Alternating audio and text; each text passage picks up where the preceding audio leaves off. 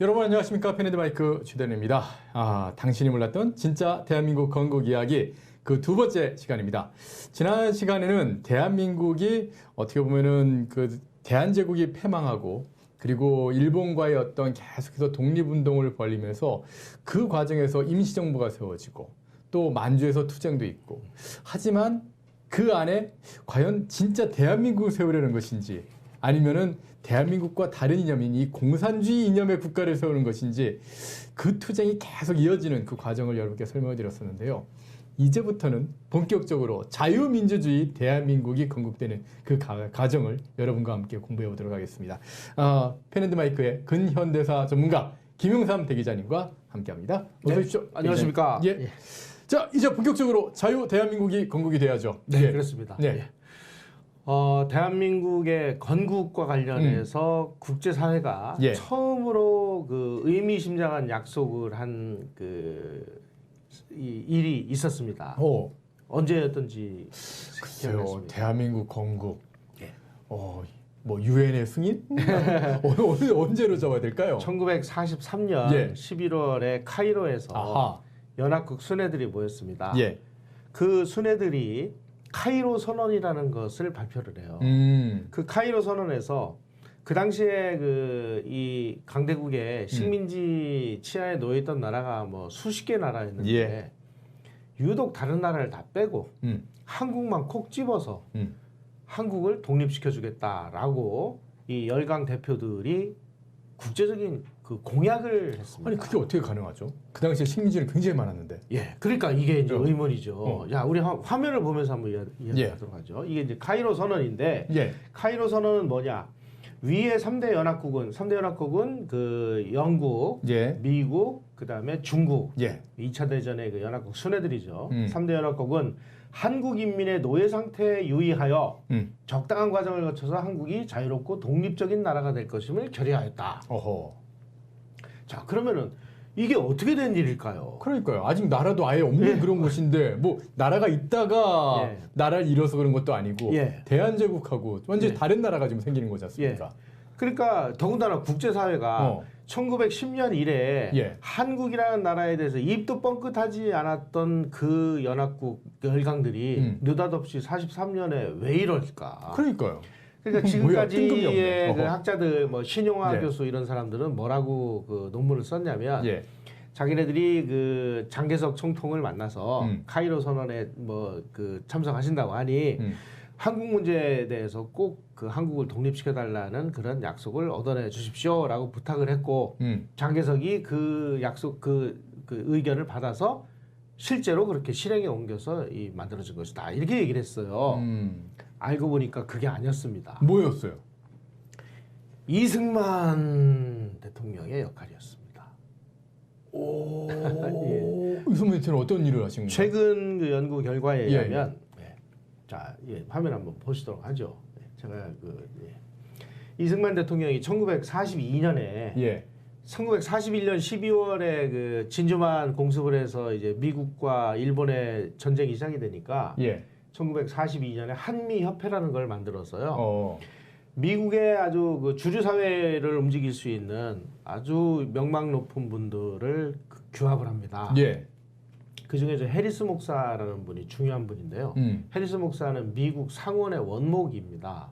원목. 예. 그러니까 국회의 목사. 예. 오. 그러니까 미국의 최고 의사 결정 기구가 상원인데 예. 그 상원 의원들이 아주 가장 중요한 그 결정을 할 때 해리스 목사의 기도와 조언을 받아서 했다라는 것입니다. 예. 그 해리스 목사가 한미협회의 이사장이었어요.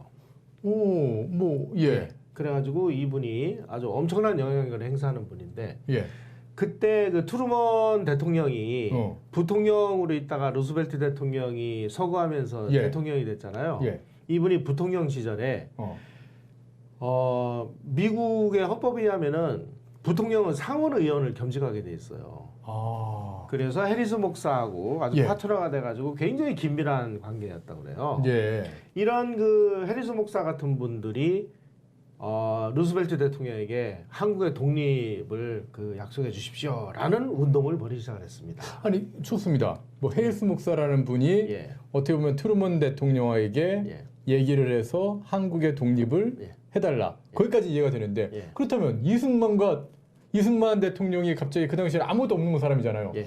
그 해리스 목사라는 분, 그 국회 목사라는 그분한테 가서 한국을 좀 독립시켜 주십시오라고 어떻게 부탁을 합니까? 무슨 그러니까, 관계가 있는 거예요? 예, 이제 또 이제 여러 가지 자료들이 있으니까 한번 어. 보시죠. 예. 또 기독교인 친환회라는 걸 만들어 가지고 그 한국에 파송됐던 에비슨 선교사, 그다음에 저쪽 왼쪽에 있는 분이 폴 더글러스라는 아메리칸 대 총장 이런 분들이 예, 예. 또 다 기독교인 친환회 멤버들이에요. 아, 이거 교회로 다 연결되는구나. 예, 그러니까 교회, 정계 뭐 이런데 그 예. 인사들이 이승만 대통령을 도와가지고 한국의 독립을 위한 그 상하원 의원 뭐 로비 활동, 대한민국 임시정부 승인 활동 이런 걸 강력하게 펼치고 또 이승만 대통령이 루스벨트 대통령에게 한국의 독립을 약속해 주십시오 하는 그 편지를 써요. 예. 이런 활동들을 벌이는 와중에 가장 중요한 게 뭐냐면은 홉킨스라는 사람이 루스벨트 대통령의 특별 보좌관이었습니다. 예. 이 사람에게 직접적으로 접촉을 해서 한국의 독립을 약속하는 그 문구를 카이로 선언에서 얻어내 달라. 그래서 해리 홉킨스가 그 아까 제가 보여드린 카이로 선언의 초안을 작성을 해요. 아니 도대체 이승만 대통령하고 이런 분들하고 예. 그냥 교회 같이 다니는 그 정도 수준 아닌가요? 그 정도 수준이 이승만이라는 아니에요? 분은 그런 정도의 분이 아니고요. 오. 미국의 그 주류 사회를 움직이는 예. 이 휴먼 네트워크를 가지고 계셨던 분이에요. 한번 생각해 보세요. 이승만 대통령이 조지 워싱턴 대학에서 학사학위를 받았죠. 학사학위 받았죠. 하버드에서 석사 받았죠. 프린스턴에서 박사를 박사학위. 받았는데 예. 그 당시에 그 미국 최고의 명문 대학에서 같이 동문 수학한 사람들이 전부 미국의 행정부, 입법부, 학연. 지연, 혈연. 미국도 학연이 굉장히 강하구나. 강하죠. 거기다 또 종교까지. 예, 그래서 그야말로 미국 사회 중에서도 이 3개 대학을 나온 사람이 있으면 나오라고 하세요. 오호. 쉽지 않은 겁니다. 그러니까 미국의 정책을 위반하는 사람들이 다 자기 친구고 동기고 뭐 이러니까 이게 가능했던 거죠. 야, 그러면은 뭐 신용화 교수나 뭐 다른 사람들이 얘기했던 것처럼 예. 카이로 회담에서 예. 뭐 그러니까 장제스가 움직인 게 아니라 예. 결국에는 미국을 움직여가지고 그런 어떤 대한민국을 독립시켜줘야 되겠구나. 예. 그런 결과가 나온 거고 그리고 그 뒤에는 예. 이승만 대통령이 있었던 거고. 카이로 선언의 사료에 의하면 장개석 총통이 카이로 선언에서 한국의 독립을 약속하는 문제와 관해서 어떠한 발언도 한 기록이 없습니다. 아하. 그렇군요. 새로 밝혀진 내용입니다, 이게. 예. 그래서 이 해리 홉킨스가 작성을 한 그 문안을 가지고 예. 초안을 가지고 이제 3개국 거두들이 모여서 그 약간의 가피를 거쳐서 발표한 게 카이로 선언이에요. 예. 그래서 11월 27일 날 새 거두가 발표를 한 거예요. 다시 예. 말씀드리면 대한민국의 독립은 카이로 선언에서 약속한 그대로 됐거든요. 그러면 요즘 우리가 왜 그런 식으로 생각하는 사람들이 되게 많아요. 예. 일본이 행복하면서 예. 한국은 자동으로 독립이 된 것이다. 뭐 이렇게 웃기는 거야. 아니 이미 그 전에 그러면 약속이 돼 있었던 거였군요. 예. 카이로 선언에서 그렇게 약속을 했잖아요. 그래서 그 카이로 선언에 의해서 네. 항복한 일본으로부터 한국을 떼어내서 미국이 군정을 실시를 해서 네. 군정을 실시하다가 한국 문제를 유엔으로 이관을 해서 예. 유엔 총회 결의에 의해서 유엔의 감시하에 총선거를 실시해서 탄생한 것이 대한민국 아닙니까? 예. 그리고 그 탄생한 대한민국을 유엔이 또 승인을 했잖아요. 야, 그럼 1945년 전에 그러니까 예. 카이로 회담이 1943년이니까 이미 대한민국은 43년에 3년 독립을 12월에 약속받고 받은 거예요. 오. 그러니까 국제사회가 예. 아무도 눈여겨보지 않았던 저 골칫덩어리 저 대한제국을 예. 그래도 쟤네들이 노예 상태에 있으니까 쟤네들을 빨리 일본을 물리치고 일본으로부터 떼어내서 독립시켜줄게. 예. 잠깐만 기다려라고 약속한 게 카이로 선언이고 예. 알고 보니까 그 카이로 선언은 장개석과 뭐 무슨 김구 같은 사람들이 노력해서 된 게 아니고 예. 이승만 대통령이 한미협회라 인맥으로. 기독교인 친화회를 만들어서 자기의 미국 내 인맥을 총동원해서 루스벨트 대통령을 움직였고 그 루스벨트 대통령의 특별보좌관이 해리 홉킨스로 하여금 초안까지 만들어서 결국엔 그 이승만 대통령이 임시정부 시절에 주장하셨던 그 외교 독립론 그걸 그걸 성공을 시키셨네요. 그렇죠. 와. 이게 역사적 사실이에요. 네네. 그러니까 이런 역사적 사실이 명백하게 살아있음에도 불구하고 지금 황태현 교수 같은 분은 뭐라고까지 얘기를 하냐면은 예. 우리 그 광복군들이 광복 전쟁을 통해서 뭐 카이로 선언을 쟁취해냈다라고 이렇게까지 뭐 일제 종족주의라는 책에서 주장을 하고 있어요. 이거 다 역사적 사실하고는 맞지 않는 얘기입니다. 오, 카이로 회담에서 우리나라의 독립이 언급되는데 예. 그 뒤에는 이승만 대통령의 물밑 작업이 쫙 예. 있었던. 네. 오, 아주 그냥 재밌습니다. 그렇습니다. 그래서 이제 카이로 선언이 그 있은지 그 뭐 1년 좀 넘어서 1945년 2월에 이제 얄타 회담이 열려요. 예, 얄타 회담. 예. 얄타 회담에서 어떤 문제가 제기가 됐냐면 이탈리아는 이미 항복을 했고 네. 그다음에 독일은 이제 조금 있으면 항복할 것 같고 45년 예, 4월에 45년 자살하고 5월, 예. 4월에 자살하고 5월 8일 날인가 항복하니까 이제 독일은 이제 조금 있으면 항복할 것 같고 예. 남은 건 일본인데 일본이 그 당시에 아주 워낙 강력하게 저항을 하니까 네. 특히 이제 오키나와 이런 데서 그러니까 동남아 그러니까 예, 태평양에서 태평양섬에서. 예, 남태평양에서 예. 아니 다른 나라 군대 같으면 싸우다가 안 되면은 항복이라도 하는데 아니 이 사람들은 항복을 안 하고 전부 절벽에 올라가서 막 황제폐하 만세하면서 반장하고 막 절벽에서 떨어져서 자살하고 뭐 이런 걸 보면서 진리죠. 야 이거 일본 본토를 점령하려면 이거 간단치 않겠구나. 도대체 어떻게 하면 좋으냐 보니까 일본을 항복시키려면 약 18개월에서 20개월간 전쟁을 더 해야 되고 그 과정에서 100만 명에서 180만 명이 미군이 희생될 수도 있다. 이렇게 결론이 나오니까 루스벨트 대통령이 야, 안 되겠다. 소련의 도움을 얻자. 그래서 소련 우리를 좀 도와달라. 예. 그러니까 이제 아니 이 세상에 공짜가 어딨어. 우리가 도와줄 테니까 니네 뭐 줄래? 뭐 그래가지고 여러 가지 이권을 내놓으니까 오케이. 근데 그 이권 안에 무슨 내용이 있었느냐? 아까 지난 시간에 우리가 말씀드린 북한에 진주할 수 있는 권리를 달라. 또 러시아. 그러니까 소련이 이제 또 한반도에다 이렇게 손을 뻗는 거네요. 예. 미국이 그걸 오케이를 해요. 빨리 일본과의 전쟁을 끝내기 위해서. 다시 말씀드리면 예. 1905년에 러일 전쟁에서 패해가지고 일본으로부터 쫓겨난 그 러시아가 2차 세계대전이 끝나는 과정에서 또다시 그 틈을 이용해서 한반도로 이제 기어들어온 것이 저 세 사람. 예. 야 여기서 지금 이제 그러니까 중국이죠. 예. 장제스 대신에 스탈린이 앉아 있네요. 예. 참. 그래서 또다시 이제 소련이 들어오게 되면서 이제 분단의 전주곡이 그 약속이 된 상황이 돼버렸습니다. 아이고. 그런데 이 과정에서 미국이 계산을 좀 잘못했어요. 원자폭탄 두 방에 일본이 아주 그냥 충격을 받아가지고 너무 일찍 항복을 한 거예요. 어허.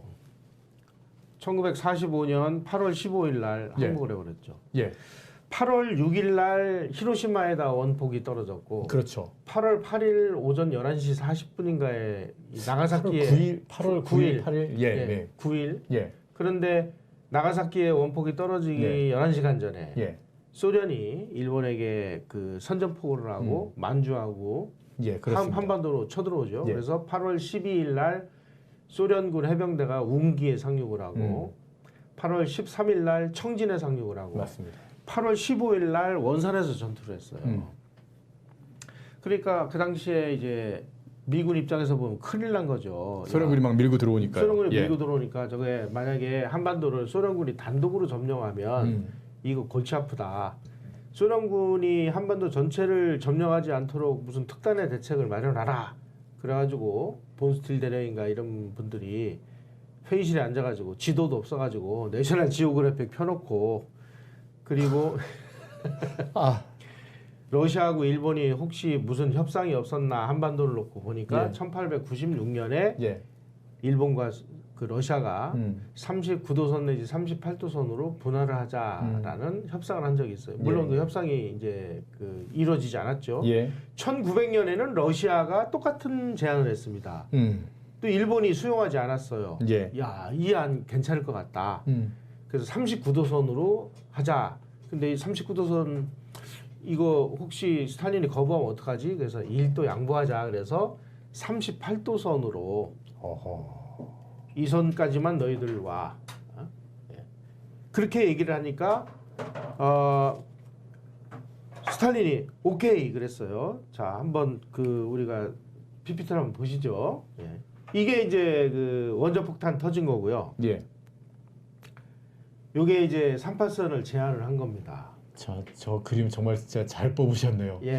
어떻게 보면 아프리카의 그 지도를 보시면 알겠지만 나라의 국경이 일직선이죠. 다 반듯반듯하거든요. 예. 근데 똑같은 뭐 거예요. 여러분께서 예. 뭐 보시면 알겠지만 그냥 정상적인 나라, 유럽의 나라들은 저렇게 직선인 경우가 없어요. 거의 없죠. 근데 예. 이게 어떻게 보면 제국 열강에 의해서 이렇게 국지경이 지어진 나라들은 이렇게 직선으로 이렇게 뽑히거든요. 예. 38선도 결국엔 저런 식으로 자, 아, 미국이 미국과 소련에 38선, 의해서 예, 미국이 38선을 제안함으로 인해서 우리가 분단됐으니 그렇죠. 미국이 분단의 원흉이다 이렇게 그 좌익들은 주장을 해요. 그런데 핵심 본질은 뭐냐? 예.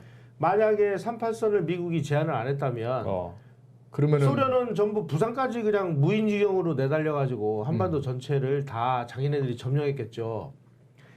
2차 세계대전 이후에 예. 소련이 점령한 지역은 오스트리아만 빼고는 전부 공산화됐습니다. 예. 미국이 38선을 제안함으로 인해서 38도선 이남 지역을 미군이 점령함으로 인해서 우리가 공산화를 면할 수 있었던 거예요. 그렇죠. 그러면 38선은 38선 이남의 지역을 그 공산화로부터 막아낸 신의 한 수라고 판단하는 게 올바른 오히려 역사평가 그러니까는 아닙니까? 한반도 전체가 공산화되려고 하는 그런 위기 속에서 그 위기를 38선을 그음으로 인해서 일단 저지하는 막아낸 거죠. 일단은 저지하는 그렇습니다. 그런 효과가 나온 거네요. 예, 예. 자, 이제 그 38선이 그 뭐 거지는지 뭐 이런 그 와중에 네. 조선총독부가 비상에 걸렸습니다. 어. 이제 우리 그 항복을 하면 예. 지금 한반도에 와 있는 그 당시 76만에 79만 명의 그 일본 사람이 한반도에 살고 예, 예. 있었어요. 이 사람들의 안전을 담보를 하려면 통치권을 한국인들에게 반납을 해야 됩니다. 그렇죠. 뭔가 이렇게 통제가 있어야지 예. 일본인들이 안전하게 그렇습니다. 그 조선인들이 뭐 폭동을 일으킨다든지 해서 예. 일본인을 공격할 수도 있으니까 예. 그런 일이 없도록 해야 될 테니까요. 예. 자, 일본의 고민이 좀 있을 화면 텐데요. 한번 보십시오. 예. 저 왼쪽에 있는 게 그 엔도 류사쿠라는 조선총독부의 예. 정무총감인데 이 사람이 처음에는 이제 권력을 누구에게 이양하려고 했느냐? 송진우라는 우파 사람에게 예, 하려고 예, 예. 했어요. 근데 우파에서 거부했습니다. 왜 거부했느냐? 이유가 두 가지예요. 첫째는 아니 지금 상해에 우리 임시정부가 있는데 내가 어떻게 임시정부를 대리해서 이걸 갖느냐? 이건 있을 수가 없다. 예. 두 번째로는 만약에 내가 조선총독부로부터 이 그 통치권을 이양받으면 앞으로 탄생될 신생정부의 국제법적인 그 모태는 조선총독부가 된다.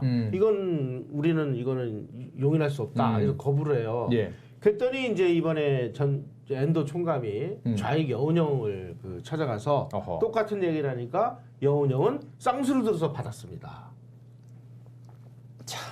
예. 좌익입니다. 여운형은. 예. 그러면서 이제 두 가지, 다섯 가지를 그 약속을 받아요. 예. 첫째, 구속되어 있는 정치 경제범을 석방을 시켜달라. 음. 그래서 그 요구에 의해서 그 다음 날인 8월 16일 날 오전 9시에 전국 각지에 수감되어 있었던 1급 공산주의자 10,000명이 일시에 석방이 됩니다. 지금 저기서 만세 부르고 있는 사람들 보면 전부 그 머리가 삭발이죠. 예. 저게 우리가 해방이 돼서 만세를 부르는 게 아니고 서대문 형무소에서 나온 사람들이 아닌가로 추정이 되는 그런 그런 사진이군요. 예.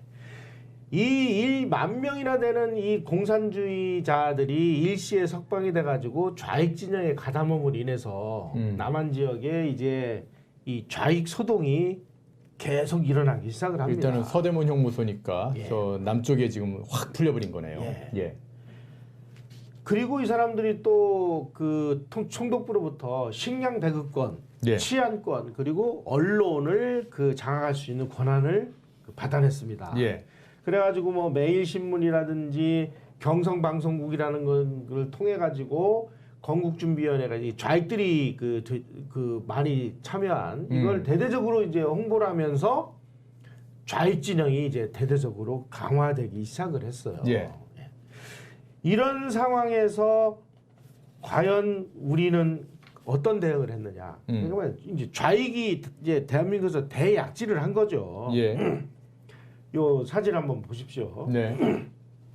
특히 북한이 소련 군정이 1946년 7월인가에 북한에서 화폐 개혁을 해요. 예. 아니 세상에 화폐 개혁을 하다니 지금 그 화폐 개혁을 한다는 거는 독립된 정부를 세우겠다는 거랑 그렇죠. 마찬가지 아니에요. 그 당시에는 남북한이 같은 화폐를 쓰고 있었는데 뭐 일본 화폐를 쓰고 있었겠죠. 예, 새 화폐를 하면서 이제 구화폐를 다 걷어들여서 예. 그 돈을 공작 자금으로 남한에 있는 공산당들에게 내려보냈습니다. 어허.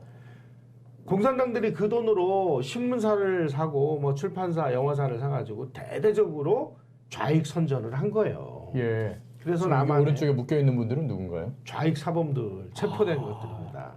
예.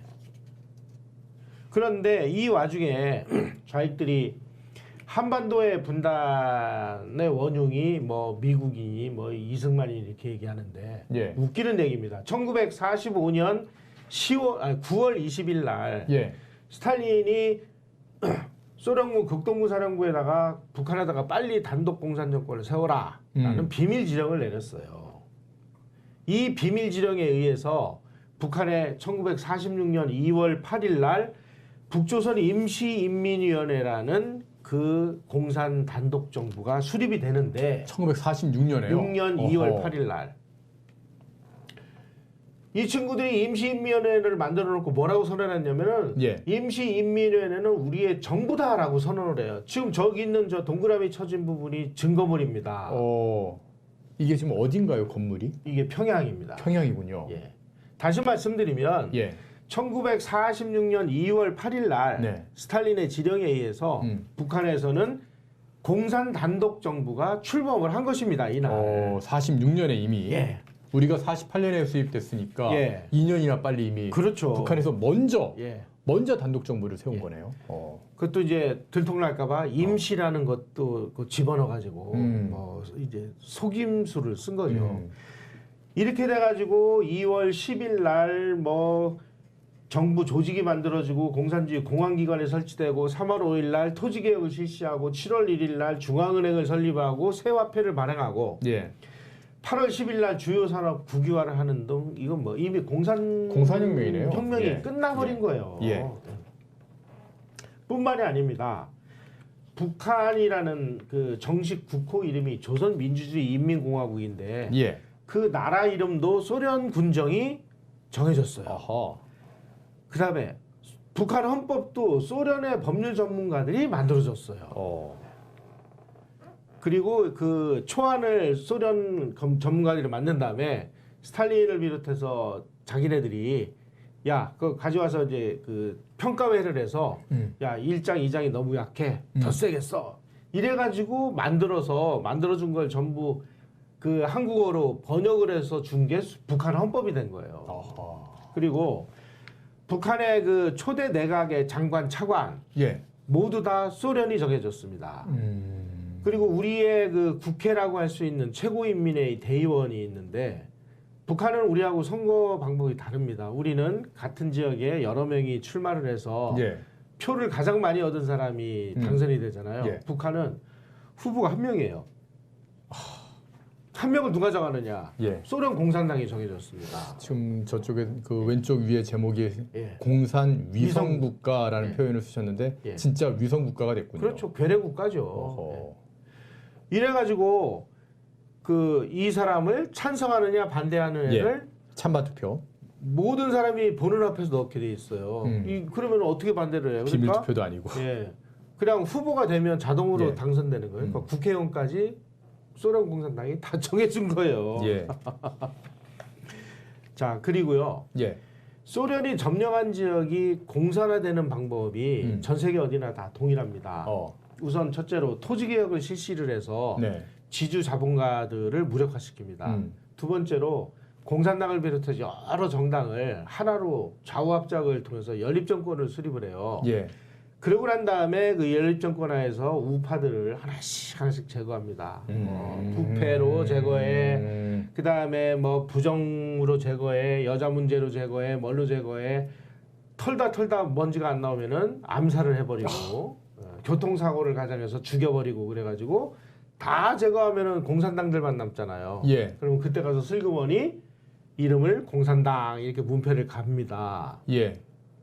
북한에는 공산당이라는 용어를 못 쓰고 노동당이라는 용어를 썼습니다. 그렇죠. 예. 왜냐하면 신의중 학생의거로 인해서 공산당이라는 부분에 대한 너무나 반감이 강했기 때문에. 그래서 지금도 조선 노동당이잖아요. 그렇죠. 노동당으로 되어 있죠. 지금 뭐 토지개혁 실시 이렇게 되어 있으니까 예. 북한도 토지개혁했어? 라고 이렇게 생각하실 분이 혹시 계실까 말씀드린다면 북한의 토지개혁과 이승만 대통령의 토지개혁은 완전히 다릅니다. 다르죠. 북한의 토지개혁은 그러니까 이제 노동당이 다 가져가는 게 이제 북한의 토지개혁이고요. 예. 이승만 대통령의 토지개혁은 돈을 가져간 건 맞는데 예. 그리고 나서 다 나눠줍니다. 국민들에게. 그래서 국민들이 다 자기의 토지를 자기 갖게 재산이 되는 되는 거죠. 사유재산을 만들어준 거예요. 예. 노예의 국가, 노비의 국가, 종들에게 토지를 나눠주면서 그 토지를 경작해서 자기의 재산을 만들 수 있는 예. 그런 권리를 진짜 토지개혁을 하신 거예요. 그런 차이가 있습니다. 자, 그래서 지금 북한에서는 지금 뭐 비록 분단됐지만 그 단독 정권이 수립돼 있는 데다가 저런 식으로 막 그 으쌰으쌰하고 가고 있고 남한에는 또 남노당이라고 하는 비밀 지하 조직이 만들어져 가지고 박헌영.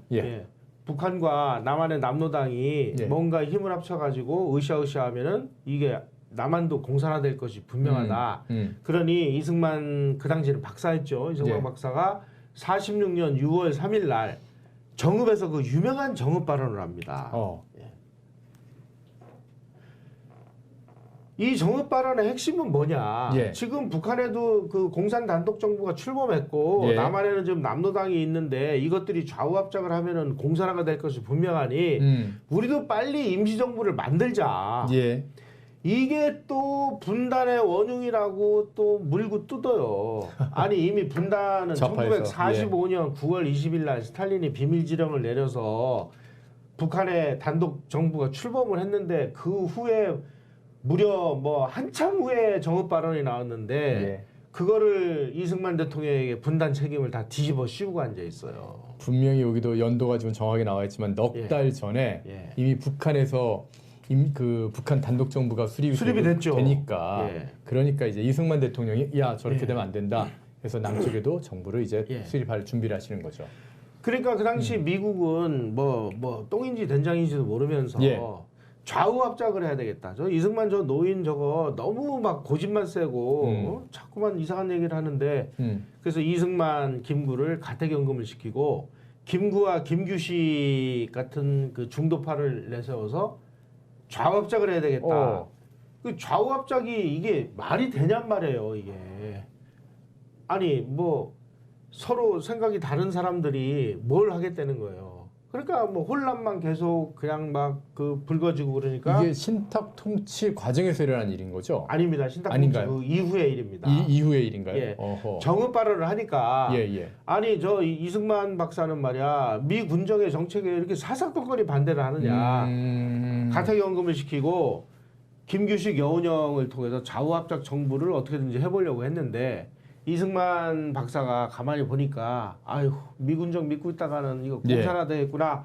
내가 미국으로 직접 가서 미국의 정책 담당자들을 만나서 이 정책을 내가 한번 바꿔보겠다. 그래가지고 미국으로 건너갑니다. 46년 12월에. 그래서 1946년 12월에 이제 방미를 해가지고 그것도 이제 메가더 장군이 비행기를 내줘서 이제 그 건너가가지고 본인이 미국에서 만든 한미협회 기독교인 친환회 멤버들을 다시 이제 만나서 예. 지금 미국의 정책 그리고 세계 전략 이런 걸 다 검토한 전략 회의를 한 다음에 보고서를 만듭니다. 예. 남한에 빨리 그 과도 정부를 수립한 다음에 한국 문제를 유엔으로 가져가자. 그 방법밖에 없다. 이렇게 얘기를 하니까 미 국무부에서 이거 뭐 이런 게 말이나 되겠느냐. 뭐 우리는 미소 공동위원회를 통해서 소련과 뭐 협력해서 뭘 해야 되는 거 아니냐. 그런데 존 힐드링이라는 예. 미 국무부의 그 피점령국 담당 차관보예요. 예. 이분이 이승만 박사의 저 안을 적극 받아들여가지고 이승만 대통령의 안이 훌륭한 안이다. 예. 이대로 해야 된다라고 적극적으로 옹호를 해주는 바람에 한국 문제가 유엔으로 가게 된 겁니다. 아니, 이분은 또 예. 이승만 대통령하고 무슨 관계가 있는 분인가요? 제가 조사를 해보니까요. 예. 메가더 장군의 아주 직계 부하예요. 존 힌들링 차관보가 예. 메가더 장군의 부하면은 메가더 장군하고 이승만 대통령은 40년 지기니까. 예, 그러니까 이제 그런 이야기를 듣고 이게 또 결국에 또 인맥이 가동되는군요. 그렇습니다. 그래서 이제 예. 힐드링 차관보가 이승만 박사의 의견을 적극적으로 이제 받아들여서 한국 문제가 이제 유엔으로 가는 그런 결정적인 역할을 하게 되죠. 예. 그때 이승만 박사가 미국에서 막 미국의 이제 지도부 사람들을 만나서 막 그렇게 한국 문제에 대한 그 정책을 고민하고 있을 때 미국에서 거대한 전략상의 변화가 있었습니다. 예. 그 이전까지만 해도 미국과 소련은 2차 세계대전을 치르기 위해서 소위 말하는 군사 동맹국이었습니다. 연합군이었죠. 예. 그런데 2차 세계대전이 끝난 다음에 소련이 계속 공산주의를 수출을 해서 동유럽을 전부 공산화했죠. 그 다음에 탄자 들어가는 중앙아시아 나라 전부 공산화했죠. 예, 그 당시에는 다 소련이었으니까요. 예. 이거 그런 와중에 이제 지중해로 나가는 그리스하고 터키까지 공산화하기 위해서 그 지역에 공산당에다가 막 무기 대줘, 돈 대줘 그래가지고 공세를 취하니까 트루먼 대통령이 드디어 소련 지금까지 가만히 보니까 너희들 우리하고 동지인 줄 알았더니 알고 보니까 너희들 적이야. 오늘부터 단 한 발이라도 공산주의를 자유민주주의 국가로 더 확산하면 우리가 가서 확 틀어막을 거야. 전쟁이야 이제. 너희들은 우리의 적이야라고 선언을 한 게 1947년 3월 12일 날 트루먼 독트린이에요. 예. 이렇게 세계 전략이 이제 거대하게 변화를 하면서 소위 말하는 냉전이 시작되기 시작했습니다. 예. 이승만 대통령이 이 거대한 변화의 틈을 노리고 자 이제 한국에도 빨리 우리 정부를 세워달라. 그래서 미국 정부로부터 우리가 정부 세워줄 테니까 안심하고 가. 그래서 이제 귀국을 하죠. 예. 다시 말씀드리면 한국 문제를 유엔으로 가져가자라고 최초로 제안한 사람은 이승만 박사였고 미국이 그 안을 받아들여가지고 1947년 10월 28일 날 한국 문제를 유엔에다가 상정을 합니다. 예. 그래서 11월 14일 날 유엔 총회가 한국 문제와 관해서 유엔 감시하에 총선거를 실시를 하고 그래서 정부를 수립하겠다 이렇게 결의를 해요. 예. 그리고 한국 임시위원단 이거를 이제 한국에다 파견하는데 바로 요게 이제 유엔 한국 임시위원단을 환영하는 환영대회입니다. 근데 소련은 이걸 거부한 건가요? 아니 이제 여기는 서울이고요. 소련이 그래서 이제 유엔 한국 임시위원단이 한국에 도착해서 남한 지역이 유엔 감시하에 선거가 가능한지를 선거하고요. 살펴보니까 여기는 충분히 선거가 가능해. 북한 지역에 가서 이제 선거가 가능한지를 알아보기 위해서 북한으로 들어가려고 했더니 소련이 입국을 거부를 했어요. 이거는 그러면 절교 분단의 최종적인 결과가 나온 거는 소련의 이 유엔 입국 거부가 결정적인 책임을 져야 되는 거군요. 이때 만약에 유엔 한국 임시위원단이 북한에 가서 북한도 총선거를 실시할 수 있는지 여부를 조사를 해서 남북한 공이 인구분에 의한 선거를 했다면 통일정부를 수립할 수 있는 마지막 기회였는데 그 마지막 기회를 날려버린 건 누구냐? 소련이죠. 소련과 예. 그 당시에 이제 김일성이 김일성이죠. 김성주. 예. 뭐 김성주야 뭐 소련 시키는 대로 예, 하는 예. 놈이니까 그건 뭐 소련의 괴뢰 정부. 그렇죠. 예. 이런 상황이 된 거예요. 그러니까 유엔 그 한국 임시위원단에서 야 이러면은 어떻게 해야 되나 그래가지고 유엔에다가 지금 소련이 우리 그 입국을 그 방해를 했는데 어떻게 할 건지에 대한 훈령을 내려주십시오. 그래서 2월 4일 날 유엔이 소총회를 그 열어가지고 예. 그러면 유엔 감시하에 선거가 가능한 지역에서만이라도 선거를 해서 정부를 수립해라. 예. 그렇게 해서 남한만의 단독 선거가 결정이 됐습니다. 예.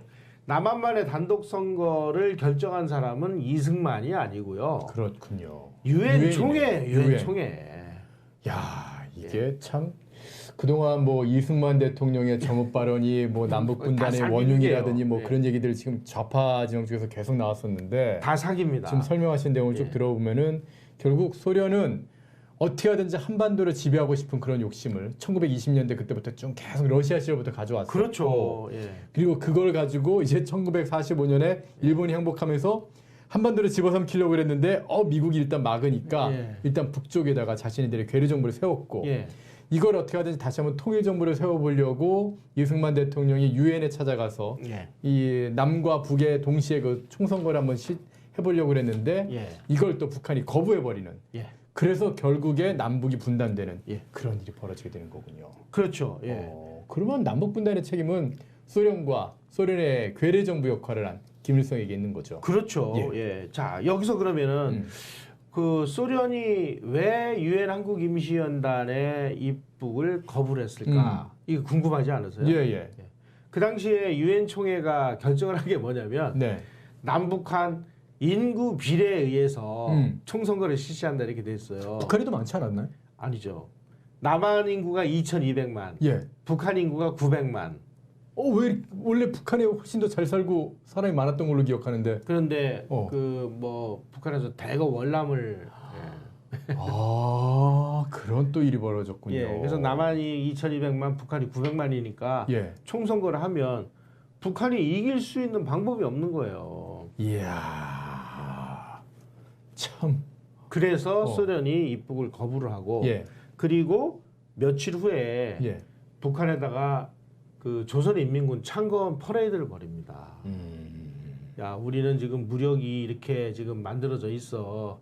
그러니까 남한에 있는 우리 그 저 남로당 동지들 준비하고 있어. 우리 밀고 내려갈 테니까 이런 신호를 벌인 것이 북한 인민군 창건이에요.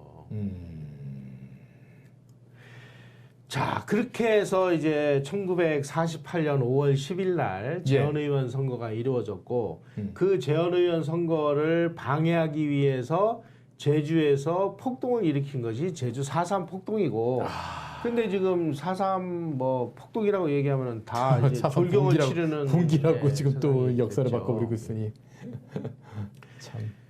제주 4.3 사건은요. 예.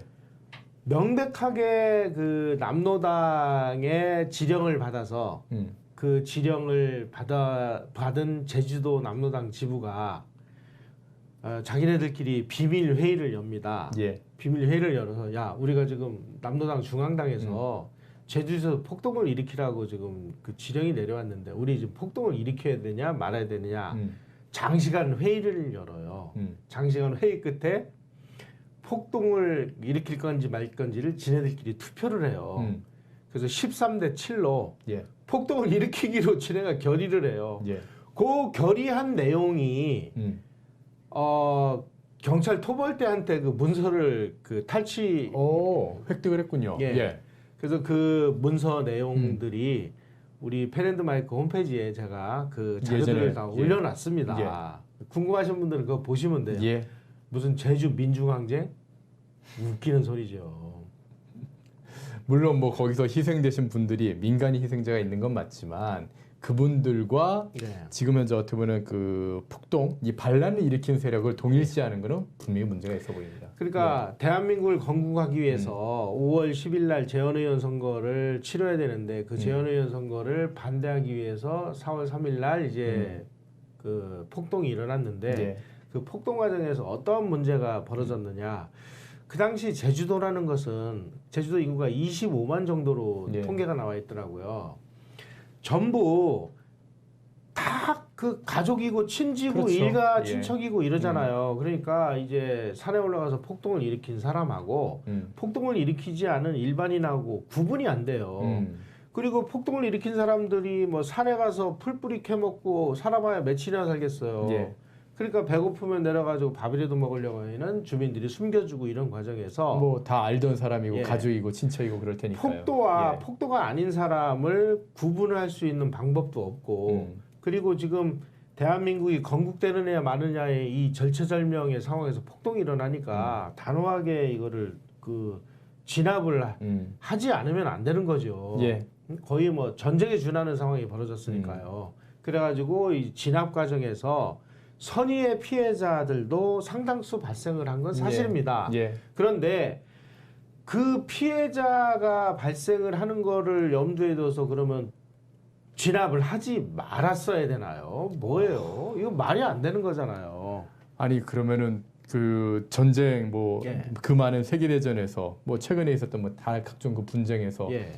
전쟁에 민간인 피해가 나면은 그러면 뭐 그 하면 안 처벌하지 되나요? 말아야 돼요? 예를 들어서 예.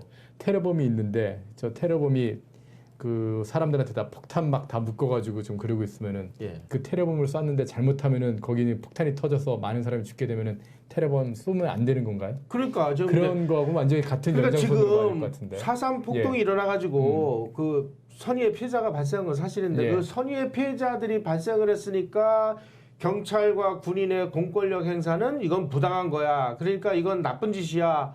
너희들 배상해내. 뭐해. 뭐 제주도 민중항쟁이야. 이렇게 주장을 하는데 자 그럼 여기서 우리가 이렇게 한번 얘기를 해보죠. 사람이 이제 암에 걸렸어요. 그래가지고 수술을 해요. 그래서 그 암 걸린 부위를 도려내죠. 예.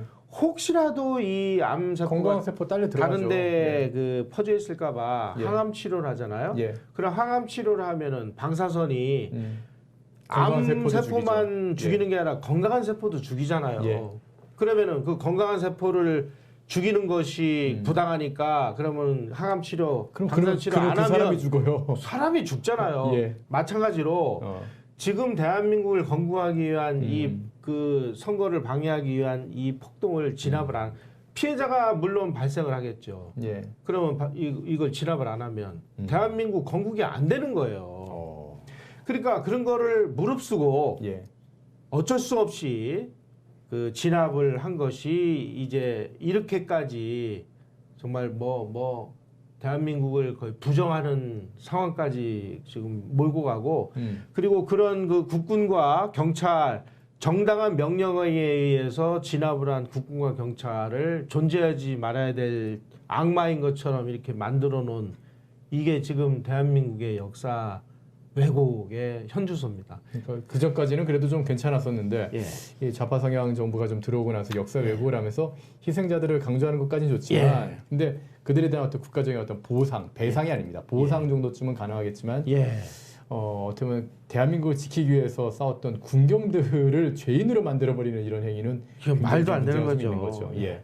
그렇게 해서 어쨌든 대한민국은 드디어 예. 1948년 8월 15일에 15일에 예. 건국이 되는군요. 예, 그래서 이제 5월 10일 날 그 재헌의회 선거를 해서 재헌의회가 소집이 돼서 그 예. 재헌의회가 대한민국 헌법을 만들고 저 북한은 소련이 만들어졌는데 우리는 재헌의회에서 만드는 겁니다. 예. 그 다음에 그 헌법에 의해서 대통령을 선출하고 선거에 의해서 대통령이 이제 조각을 해서 예. 정부를 구성을 하고 네. 그 구성한 정부가 이제 출범했습니다라고 8월 15일 날 선포를 한 게 대한민국 건국이고 그리고 유엔이 또 승인됐죠. 그렇죠. 48년 12월에 예. 그렇게 탄생한 나라를 유엔이 승인함으로 인해서 대한민국은 유엔이 탄생시킨 유엔의 자손이다. 이렇게 그 결론이 났습니다. 진짜 딱 보면은 대한민국은 그런 것 같습니다. 대한민국은 자유민주진영의 모든 지원을 전폭적으로 받으면서 그 자유민주진영이 전 세계가 이제 모인 거죠. 그 유엔이 하여튼 건국의 단계에 다 개입해서 만들어낸 산물이 바로 자유대한민국이고요. 그리고 소련에 의해서 이 공산주의 확장을 노리던 소련의 사실은 그 소련 그 개인의 그 어떤 개별 국가의 야욕이죠. 예. 전 세계를 지배하고자 하는 그 소련의 야욕에 의해서 한반도로 예. 쳐들어오고 예. 한반도에 들어와서 이 괴뢰 정부 세운 게 바로 북한의 지금 모습이고 예. 이제 대한민국이 어떻게 건국의 정통성을 확보할 수 있는 건지 확보하게 된 건지 확실히 아시겠죠? 예. 그리고 그 과정에서 가장 또 물밑에서 작업을 많이 하셨던 것도 바로 건국 대통령인 이승만 대통령입니다.